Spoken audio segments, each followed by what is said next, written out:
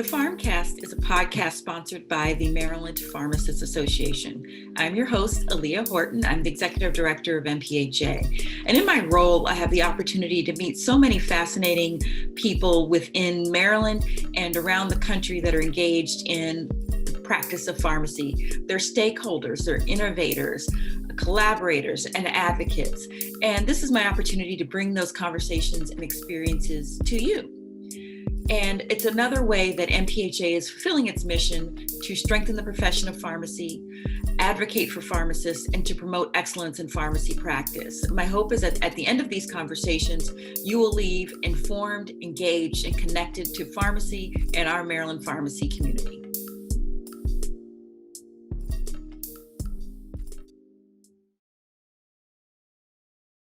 Welcome to the PharmCast. We are back for season 3, and I'm very excited to be speaking with Bled Tanoe.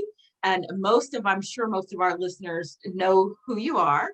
But Bled is a pharmacist working in the health system right now.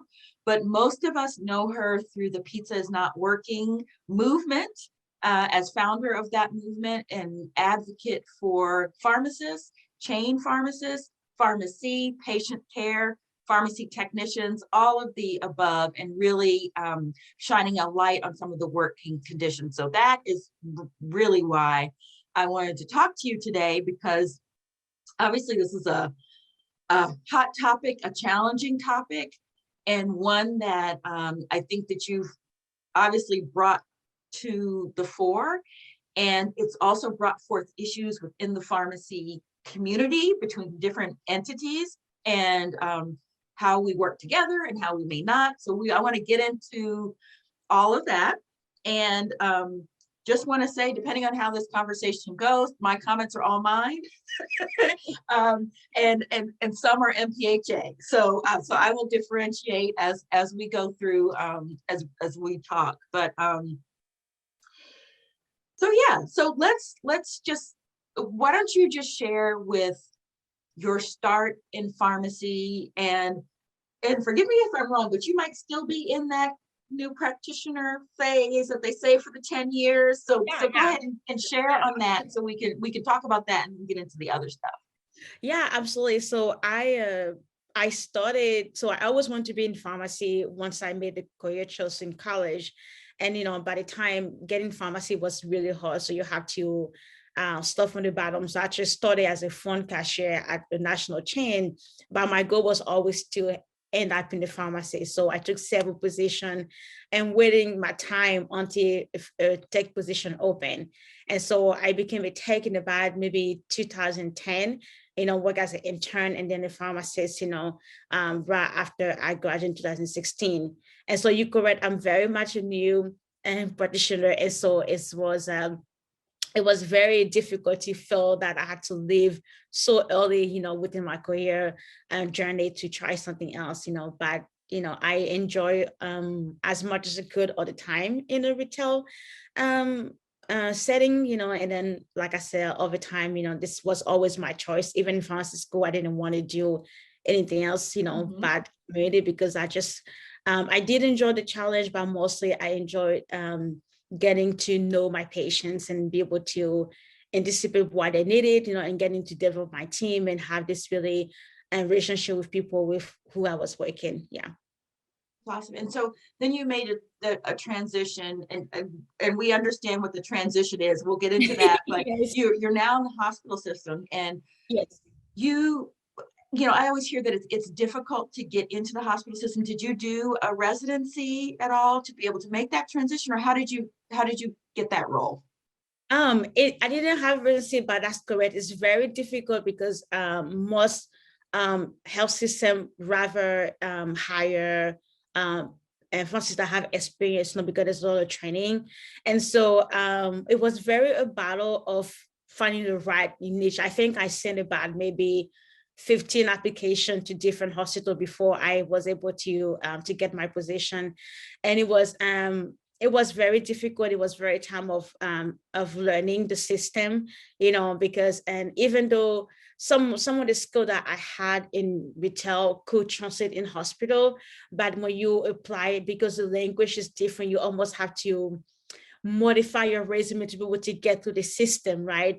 And so, but absolutely, it is very difficult, you know. It's doable, but you know, it's not really an easy process, you know. But I have always learned that those of us who come from retail and get into a hospital are very much thriving, you know, because of where we come from, you know. And so that it'll be give us an advantage, you know. Of course, you have to regain some of the clinical skill that you know you don't get to apply in community setting, especially having access to lab, be able to interpret lab, you know. But I really do enjoy this new environment of getting to collaborate with physician, you know, and just be able to even make recommendation at times, you know. So it's a very different setting, but it's very enjoyable. That's awesome. And I wanted you to share that because also it's not impossible. No, it's not You know, it's impossible. not impossible. It's hard, but not impossible. Yeah, it's So not, you know, and for my particular case, I had to make a personal sacrifice because training in hospital and training in community pharmacy is very different. From my understanding, it would take you at least 6 months of training to be able to somehow feel just a level of be comfortable. And so I made a hard decision to actually leave my full-time job in retail and take some of a sort of a part-time position because the training was going to take so much longer and I was going to not be able to catch up and lose that knowledge, you know. So it was very difficult gamble financially, you know, but for me to acquire the knowledge, I had to be more available for the training inpatient. I think that's really what makes it difficult. And when people are trying to transition from retail to inpatient, there's only the part-time or the PRN position open, you know, but then you don't have the availability to train faster. And I think that's what makes it difficult because it takes longer and we get frustrated because we are type A, we want to be able to gain all the knowledge as fast as we can, you know. And so I would say, make a very calculated risk by what they said. Once your foot is inside, it's very inside. And so I think it's the culture of hospital is be able to get inside because everything is within the system. They hire within the system, they promote within the system. And so when you're an outsider, it's very hard to be able to get those positions, you know, that you really desire. Yeah. but that is a great story. And I also will say that pharmacists are probably the most persistent Yes, folks in a profession. And so I think that also shows your persistence. And well, I think that I think you have a natural persistence and why this pizza is not working has grown, because I think you have that innately, but I think that's also a key characteristic of the pharmacy profession and the pharmacy community. And I think the profession would not have advanced as much as it has if not for the persistence of individual pharmacists and communities of pharmacists. And so, and that is why I really wanted to talk to you, is really about the community of pharmacy and pharmacists and the challenges that are being faced in the community retail setting in terms of workforce conditions, but also, you know, there's a general sort of public healthcare pharmacist burnout regardless of practice setting. Yeah. And so why don't you talk a little bit about that and like where you are and the conversations that you're having. And then I do want to talk a little bit about the opportunities and challenges for collaboration with state pharmacy associations. And I saw your post, I think it was this morning. I don't know if you did it yesterday or before or this morning about you know, working with the state associations. But I think you're trying to share that perspective, which is absolutely, you know.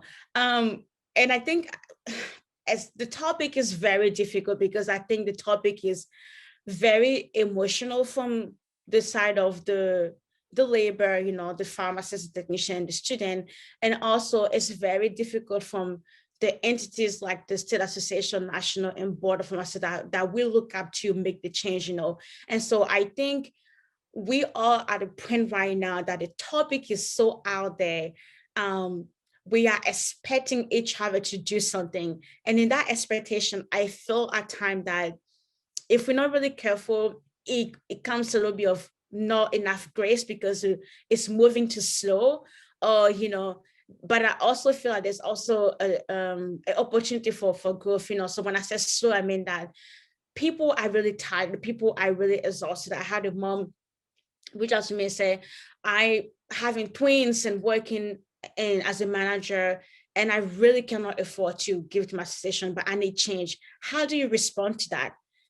How do you validate her feelings and the fact that she is very overwhelmed at work, but also in her personal and financial life, she's not able to participate, And so there's so much tension when we're talking about workplace issue, because we know that there's so many factors as why this is happening. It's a culture issue from how companies are operated, right? It's a PBM issue, right? And so then for those on the workplace, we understand that, but we're also asking, is there anything else that you can't do beside PBMs, And right, because you're underneath all of it. Yeah, you're under, and I think the friction that we also have, I'm not sure if I even answer your question, is we all know that PBMs in general do have an effect on labor. We don't really talk about it the way, we see how it affects business on the side of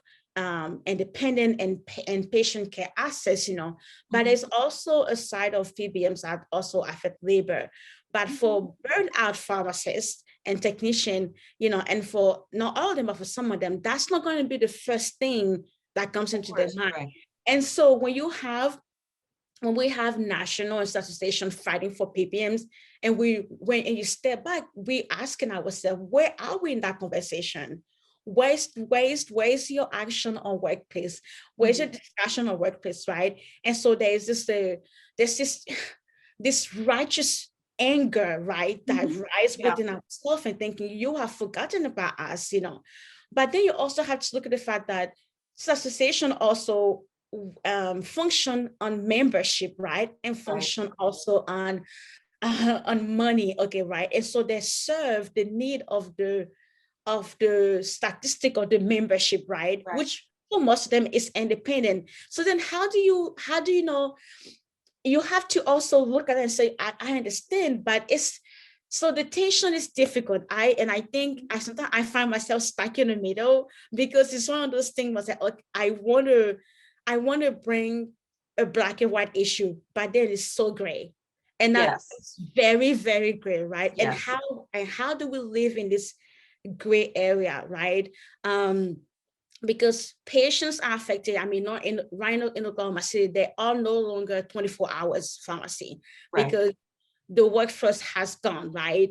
If you take me into a rural area, how do patients access their medication when there's no pharmacy open on the weekend, right? And so public perspective, or the fact that now pharmacists are talking about working conditions. For those who don't understand what we do, we come off as whiny individual who make six figure. Well, that even can be an argument, because the pay is now even worse, right? And then within our profession, we can't live because there are not as many opportunities out there, and there's a financial risk of living to open a new business, to try a new adventure, right? Because now when people have a talent to create entrepreneur, it costs money. Yes, it does. No, it costs, because they have to make a living. They're not offering their service for free. So now you're asking the pharmacist who's burnt out, who has massive student loans, to pay you $5,000 for training. In the mind, okay, I might get something out of it, but that's $5,000 I have to take out of my paycheck, of my family, to potentially develop myself. And what do we do? So we stay because we cannot afford that. So maybe it didn't answer your question, but you see how it entangles everything, right? And it does. And I think what I find really valuable in the work that you're doing is that you are a trusted voice within the chain pharmacist community to share that message, because it is true. It's like a chicken and the eggs, Yes, the circular, chicken, yeah. circular kind of thing. You don't know where to start. You don't know where to stop because they all play a part. Yes, the PBM piece and the low reimbursements has an issue. MPHA made provider status and payment parity a top priority that impacts a pharmacist no matter where they are. So that if a pharmacist wanted to start an independent practice doing other clinical work that may not involve actual dispensing, that they could get reimbursed for that.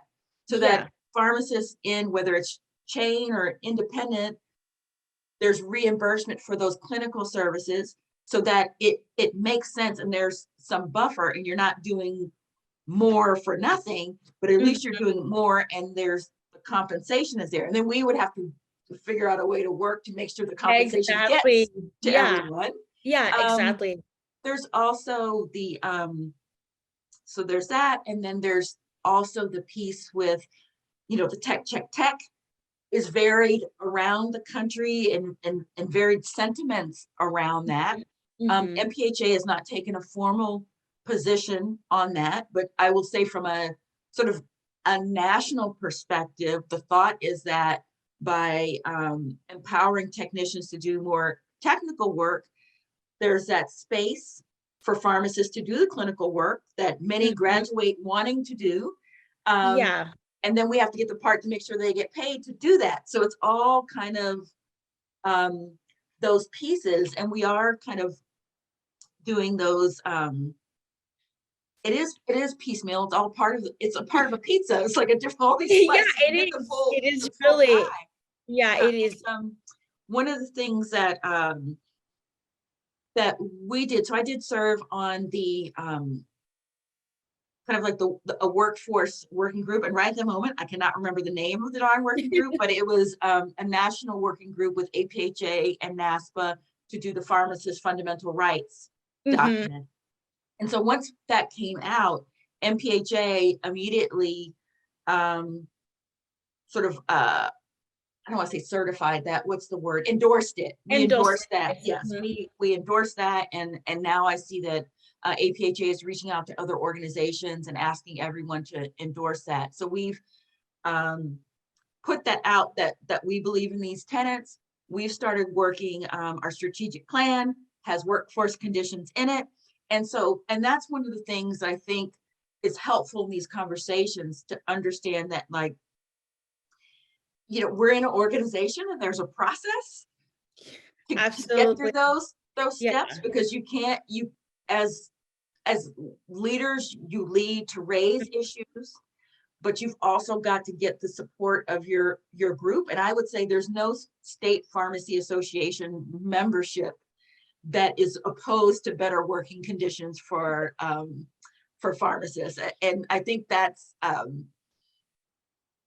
kind of a misalignment, because I know that people are saying, no, they don't care. We do. We just have to find the right mechanism. Why is this thought out there that some censorship don't care? I think it's because I think it's because and I find this a lot, is that sometimes perspective becomes reality, because let me back up. So like perspective becomes reality. So if you're not part of the conversations that are taking place, assumptions are made because you don't see specific things. Yes. But the interesting thing, when you're talking about the state pharmacy associations are all working on PBM issues, we have constituencies of independent pharmacies that say the state pharmacy associations are not doing enough to address PBM issues. Interesting. Believe it or not, and that's all you guys see, right? And so it's a matter of balancing that out. But if you're engaged, you see the kind of conversations that are taking place, the pleas for information. But one of the things that we have done to kind of address the issue of people wanting to be informed about what's happening, maybe not having the economic resources to support their engagement with the Pharmacy Association, we actually have a free membership category. It's called informed. And basically you get the newsletter and advocacy messages and marketing, of course, because we want you to come to our stuff. But Yeah. you know, if you go up to the other categories, that's when you get the discounts for different things. But it's a way that we're trying to get people in. But I do think we are, as associations, are very much challenged with the burnout in the community across the board, because everybody's tired.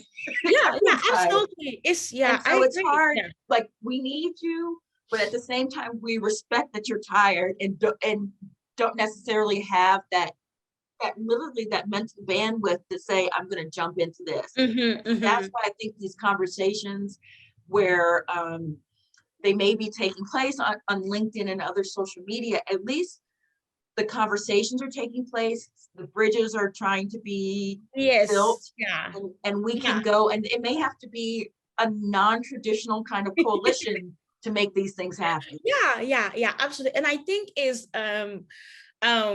I did have a few what you would call here in the country fender bender. I think that's what you would say it, with some few associations will reach out to me in the sense that they thought I was creating more division than uniting the profession. And my answer to that was asked why, and it was because I was calling some association for no engagement in conversation. I said, well, here's the thing.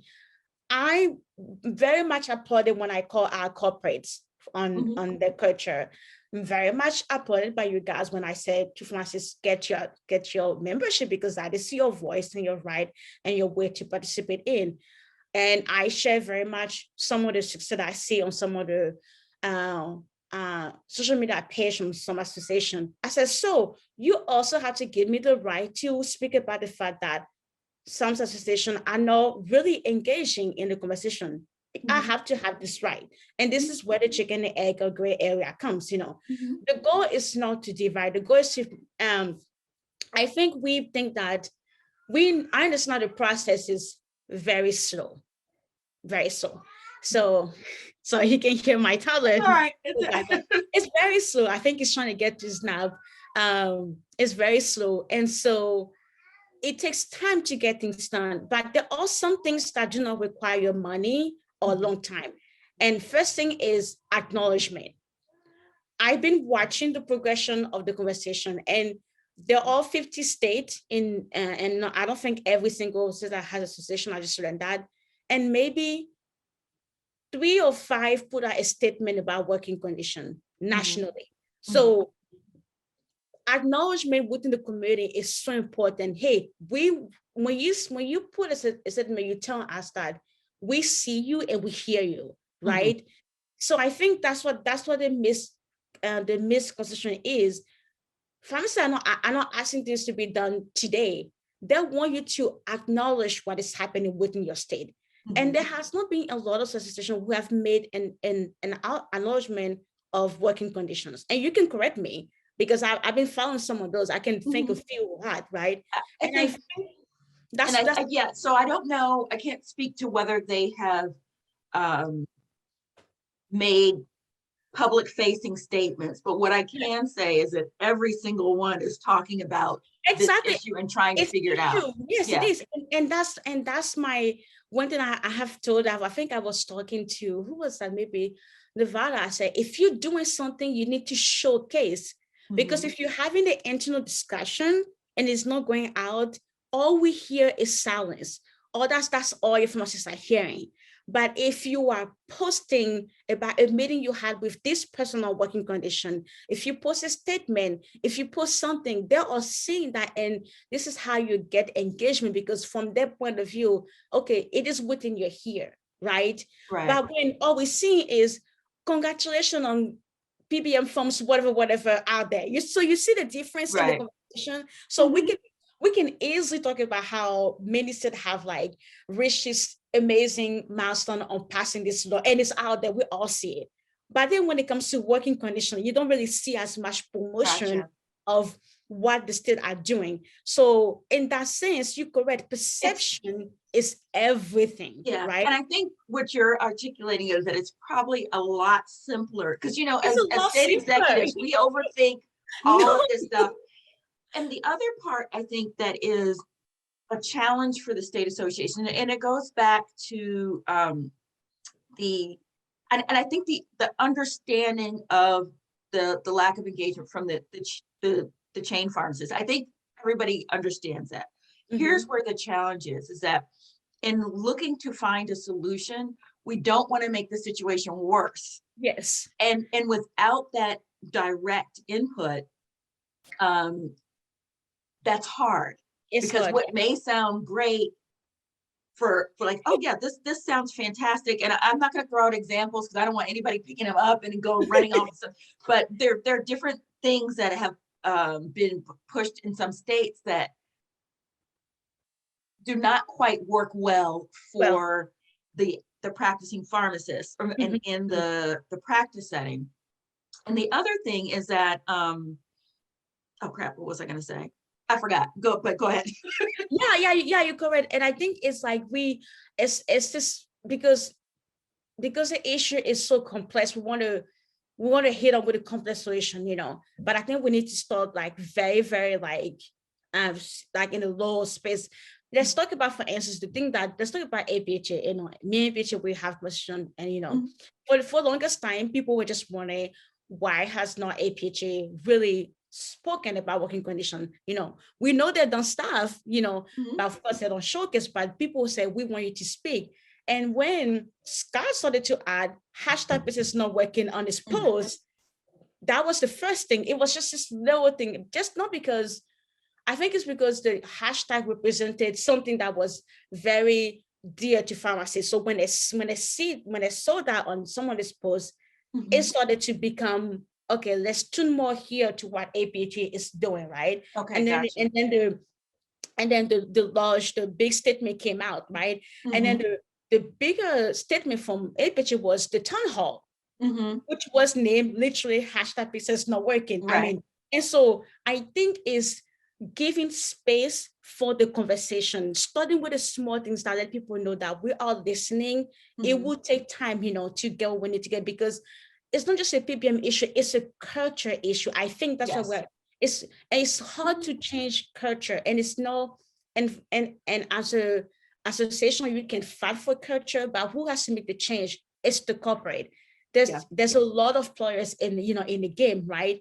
And sometimes I feel that even to myself, when I'm just, oh my gosh, it's taking too long. Oh no, it's actually a culture issue. And who can change culture? Those who are in charge of the culture, right? Mhm. But looking back on the other side of it, we are asking our national association or state or even board of pharmacy to create a space where pharmacists can safely come and discuss, whether we can see that you are actually looking into. I think Michigan just put out a report where they had a workplace task force, and it's a great report, and also put some type of information. So Mhm. when things like that comes out, when North Carolina put out a staffing form, when people are just thinking, oh, okay, things are moving.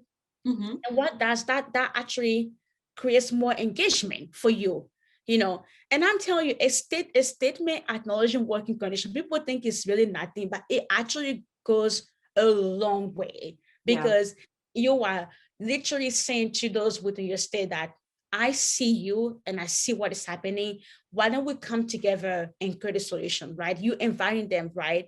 But when you're not speaking for them, it's just you really turning in blind eyes, And I know my hope and my really is not to become to be accusing anyone or not doing anything, because I've also learned that many associations don't have enough staff to even do anything, right? And I actually discussed that a few times. And so, and that when we need engagement, right? But at the same time, we also have to acknowledge that some the working condition discussion have taken the back burner publicly. You might be talking about it within yourself, but publicly we don't say it. And I think that creates some motivation. So how do we bring it back to the light? How do we And showcase what you're doing, right?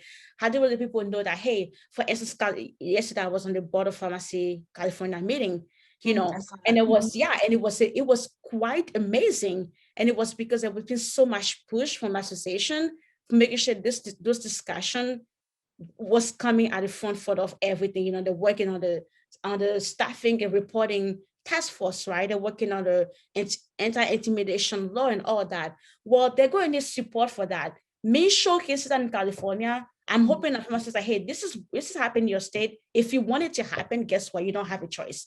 You have to put your money or you have to put your involvement right there, right? And so that's kind of like what I'm to become really this bridge, and what we where we can bring all of us together to make sure that we can work, we can work together. That's really what I'm trying to do. Sometimes it might come out really tough because it's just not the way it is. That's fine. And I can vouch for Bled. She was open. We've had a couple of conversations, and we continue the emails. You provide the updates, and that's really helpful to kind of keep a pulse of what's happening and how we can do things. But one thing that I do want to give a little bit of advice to, I'll call it the closet advocates, on the PBM issue. And if this person is watching, he knows who he is. There was a pharmacist who was an independent pharmacy owner who was very, very concerned about the PBM issue, and also about how it's impacted his patients in his pharmacy, but extremely concerned about retaliation from the PBMs, because that's another issue. So what he did was he truly helped educate me. He took time and came in, prepared these packets and did briefings, and really helped me to understand all of that stuff as a new CEO of our association, because I'm not a pharmacist, so I didn't know a lot of those things. But what he also did was he met behind the scenes with legislators. And so he never testified at a hearing. His name was never on anything, but all the legislators on the committees of jurisdiction knew him because he spent time consistently, would go and educate them and give them updates. And so I kind of see you, excuse me, the same light, in that you're doing a lot. And even with all the posts and things that people see on social media, you're doing so much behind the scenes. And so I'm just wanting to say that I appreciate the conversations that we've had and the communications that we've had, because it's helped to kind of keep the perspective going and helped keep the conversations going within our executive committee and board on what we can do and how we can do it. But there's I agree, there's a lot of work that has to be done. But and there's progress. So I've taken some notes here while we talked about a couple of things too. So we'll bring that back. Talking about contacting your lawmakers, I can totally see how it can really get discouraging, because I have seen several letters, who that have come back unanswered. So what I do now is my calendar is every month I send one again. I don't send it every week because it would be too tiresome. And so when at the end of the month, when I make my plan out, there's a space email this person and follow up. As a former congressional staff person, if you're sending to your members of Congress and some people might kill me for this, but just to give you some background on that. So when those letters come in, there's a staff, they're called correspondent. And you have your topic, and the legislative assistants have their topic, and you come up with these sort of form letters based on the topic. So what I would strongly recommend for you is to, if you have not met with with the congressional people that you're sending those letters to, just request a meeting. You can get a quick meeting as a constituent with an issue. You'll get far more feedback, and it's an opportunity to educate the staff members, because the staff really do a lot of work behind the scenes to educate the member. So even if you should not feel in any way disparaged or whatever if you don't get a meeting with the actual legislator. Those staff members are the ones that are doing the research and providing that stuff. So I would say reach out to them, request a 15-minute meeting. They'll meet with you. You'll get that stuff. They'll know your name.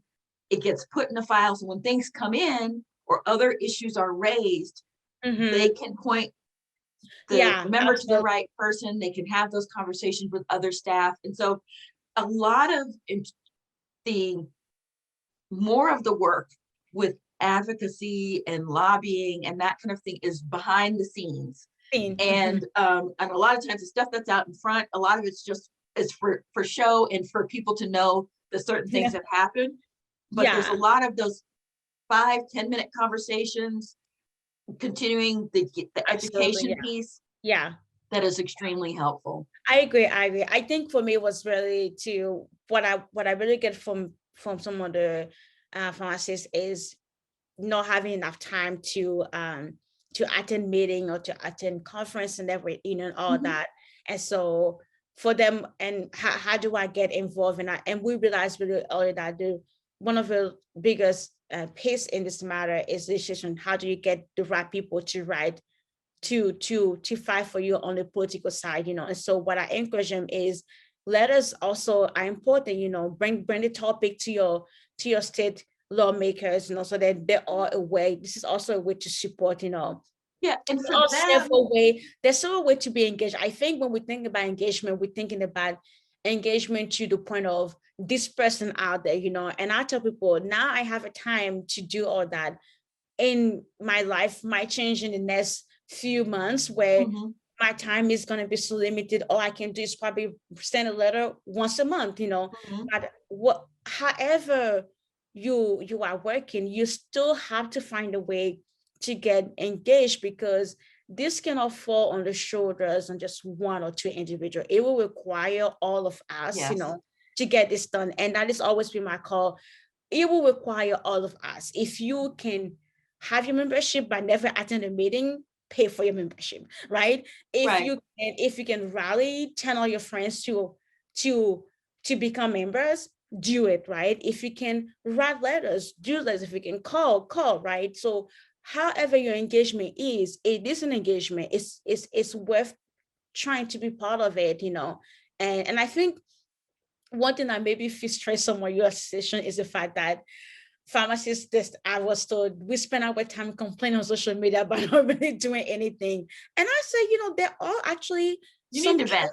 I mean, there's you got to vent and let it out. Otherwise, that's a whole other issue. If everybody keeps it in, and I can see the frustration, because many of the staff that are in association is not paid. It's your own voluntary time, and I can understand the frustration of feeling like you're doing all this and there's no engagement and respond, from pharmacists. And that's why I've been very clear to say, look at our independent. They know that their business is in danger, so they do what they can to make sure that then I feel like in the last 2 years, there's been so much going on in the world of PBS because of the involvement. And that's been and at least, that's been going on for like 20 years, but I know like the last 10 years have been very intense. One thing that I did want to mention when you're talking about being an advocate and engaging, and I was just sharing this, I mentioned to you, I do a presentation with on the legislative session and advocacy a lot. And the other thing that I would mention is that there are opportunities with elected leaders do town halls and local meetings, and show up as a constituent, show up as a member of a person's faith community. I go to church with you, or I attend mosque with you. Our kids go to the same school. You have that personal connection, and I'm a pharmacist in your community. And so they get to know you on a personal level as a constituent, as a member of the community, and then you can also share the concerns and the need for their action. And so that's another way to approach the conversation and build those relationships. So there are a lot of ways to be involved, in what's happening. And I feel for me that pharmacy is at a point right now, the fire is burning. And I hope that we do take advantage of where we are right now, because my fear is that if we don't and it just dies down, then it will be another trial to get it back. So this is a call really for all of us. I think at this point, if you are in community, if you are in health system, in education and all of that, because we all feeling across, across the board, there's no longer you don't have the pleasure to just stay on the sideline, and something can be done. Something can be done from your end, I think. And so that's really what from what I share with people is really what it is. One of the first questions when somebody messaged me and they just asked me, I have no, my sister's not doing anything. The first question I asked them, are you a member? That's the first question. And then they say, yes. I say, here you go. You have your voice, use it. Yeah.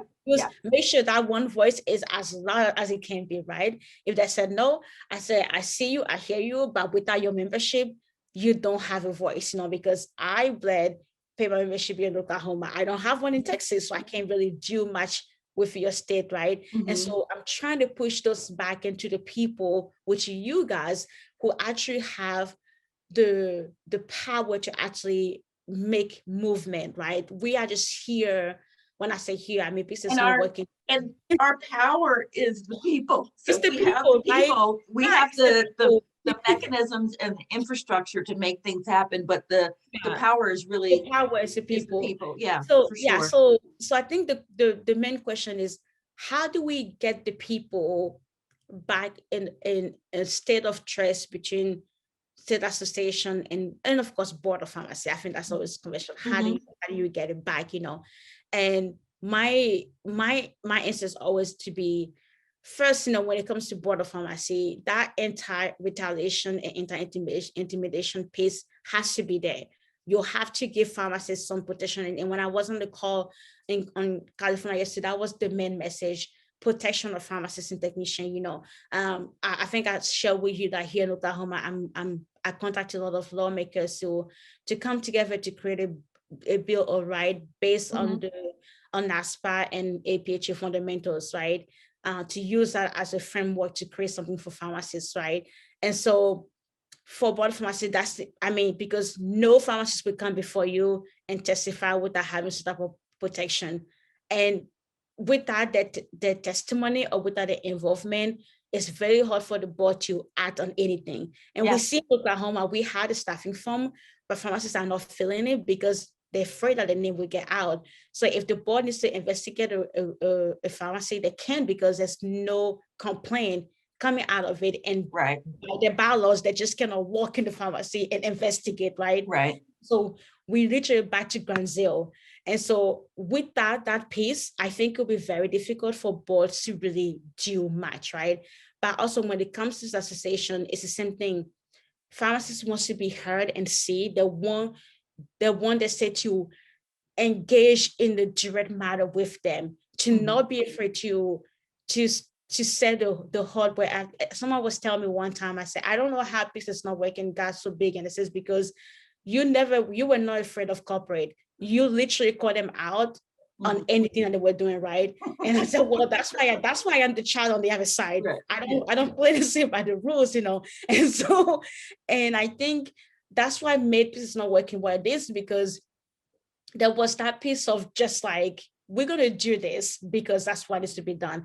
And I think we don't realize that state associations do have a way where they have to behave. They have to behave a certain way. I know people hate that, but it's still a protocol they have to follow. Of course, we want them to call out CVS and Walgreens on the staff, but they really can't, because they have bylaws by which they have to go by, right? But how do they engage with pharmacists? How do they make them see, right? And so chicken and egg, how does it start?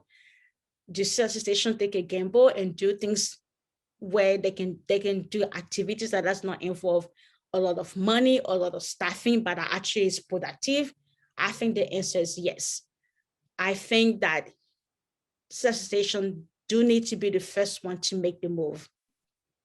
I don't think that pharmacists will I really going to do that first because there's so much tension and there's so much hurt. So as your association, is there anything you can do that is not going to take off your funds of whatever, that is not going to require X amount of time, but I can actually make an impact? Do it.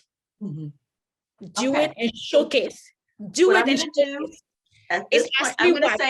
say we're gonna accept the challenge, Yes. and we're gonna we do have to close out this interview, but I'm gonna say we're gonna leave it on Yes. that. We will accept the challenge. Do the challenge, and yes. I'm happy to share this conversation, with my colleagues as well as with my board, because I think you've really given us some things to talk about. So I say challenge accepted. And I want you to shout out your social media handles, and so that if people that don't know about you want to follow the work that you're doing. You can find me on LinkedIn or Facebook or Twitter and etc. Everywhere, But I want to say thank you for the opportunity, because I felt that this is what I want to do. I want this whole thing to be sort of a bridge between you guys and pharmacists. We're not here to replace you. We have no intention. We have no power. We have no desire whatsoever. If anything we want to do is really come together and work and accentuate your voice, because we do have an attachment to pharmacists as well. We have built trust with them, and we want to bring them back within your own circle. And so my goal as you go forward and share with your other colleague is the fact that I want to be part of the solution with them 100%, for the profession to make sure that, their work is shown and that pharmacists know that they are working on behalf of them, so however that looks like, that's really what I want. And that's really what I hope that we do for the future of pharmacy and for our patients. Thank you so much. And we do appreciate that. And I will just mention again that if you want to follow, for the listeners and watchers, viewers, if you want to follow what's happening, there's usually a hashtag pizza is not working somewhere. So you can somewhere in there. So again, thank you so much. I really enjoyed this conversation, and I've learned quite a bit and gotten some ideas, and I hope others have too. So thank you so much. Thanks for watching, and please be sure to like, subscribe, and rate the podcast on all major podcast platforms. We look forward to dropping more great conversations, and of course, sponsorship opportunities are available. Just contact us at MPHA. Thanks.